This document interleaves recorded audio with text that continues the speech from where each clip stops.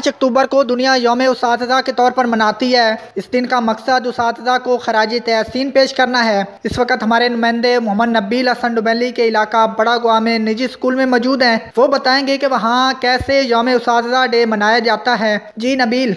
जी, इस वक्त मैं मौजूद हूँ डुमेली के इलाका बड़गवा एक निजी स्कूल में। आज टीचर का आलमी दिन मनाया जा रहा है। हमारे साथ इस स्कूल के प्रिंसिपल सफीर हमज़ाद ताहिर मौजूद है। आइए हम इनसे जानते हैं कि ये जो बाकी टीचर हैं इनको क्या पैगाम देना चाहेंगे।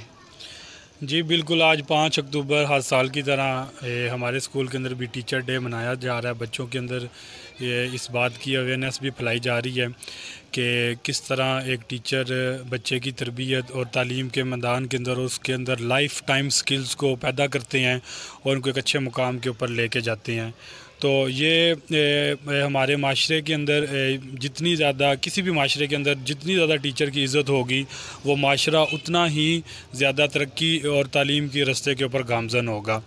पर इसी तरह आज 5 अक्टूबर की मुनासबत से हम तमाम टीचर्स को, चाहे वो निजी स्कूल में काम कर रहे हैं, चाहे वो गवर्नमेंट स्कूल के काम कर रहे हैं, किसी भी दायरे के अंदर रह के, चाहे वो मदरसे के मुअल्लिम हैं, उन तमाम को आज इस दिन के मुनासबत से हम इस्लामी अक़ीदत पेश करते हैं।